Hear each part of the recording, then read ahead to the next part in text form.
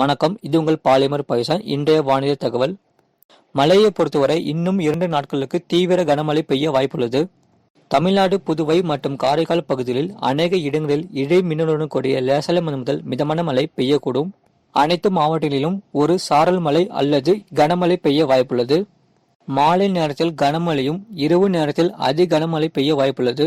கனமழை பெய்யக்கூடிய மாவட்டங்கள் திருவள்ளூர், காஞ்சிபுரம், விழுப்புரம், கடலூர், டெல்டா மாவட்டங்கள் புதுக்கோட்டை, அரியலூர், பெரம்பலூர், திருச்சிராப்பள்ளி, கள்ளக்குறிச்சி, சேலம், தருமபுரி, கிருஷ்ணகிரி, திருப்பத்தூர், வேலூர், ராணிப்பேட்டை, நீலகிரி, கோயம்புத்தூர் மாவட்டங்கள் மற்றும் புதுச்சேரி, காரைக்கால் பகுதிகளில் அநேக இடங்களில் இடி மின்னலுடன் கூடிய கனமழை பெய்ய வாய்ப்புள்ளது. சென்னையை பொறுத்தவரை அடுத்த 48 மணி நேரத்திற்கு வானம் ஓரளவு மேகமூட்டத்துடன் காணப்படும்.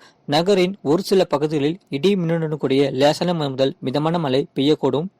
கடந்த 2 பதிவான மழையளவு மதுரை மாவட்டம் பெரையூர் தலா 17 சென்டிமீட்டர் பதிவிற்கு, ராணிப்பேட்டை மாவட்டம் சோளிங்கர் தலா 14 சென்டிமீட்டர் பதிவிற்கு, புதுக்கோட்டை மாவட்டம் பெருங்கலூர், ஈரோடு மாவட்டம் தலா 10 சென்டிமீட்டர் பதிவிற்கு, திருப்பூர் மாவட்டம் காங்கேயம், திண்டுக்கல் மாவட்டம் வேடசந்தூர், மதுரை மாவட்டம் சோழவந்தான், சிவகங்கை மாவட்டம் திருப்பத்தூர் தலா 9 சென்டிமீட்டர் பதிவிற்கு, கிருஷ்ணகிரி மாவட்டம் ஓசூர், ராணிப்பேட்டை மாவட்டம் காவேரிப்பாக்கம் தலா 8 சென்டிமீட்டர் பதிவிற்கு, ராணிப்பேட்டை மாவட்டம் ஆற்காடு, கோயம்புத்தூர் மாவட்டம் வால்பாறை வட்டாட்சியர் அலுவலகம், நாமக்கல் மாவட்டம் மங்களாபுரம், தருமபுரி மாவட்டம் பாப்பிரெட்டிப்பட்டி, சிவகங்கை மாவட்டம் தலா 7 சென்டிமீட்டர் பதிவிற்கு, சேலம் மாவட்டம் ஏற்காடு தலா 5 சென்டிமீட்டர் பதிவிற்கு மீனுக்கான எச்சரிக்கை.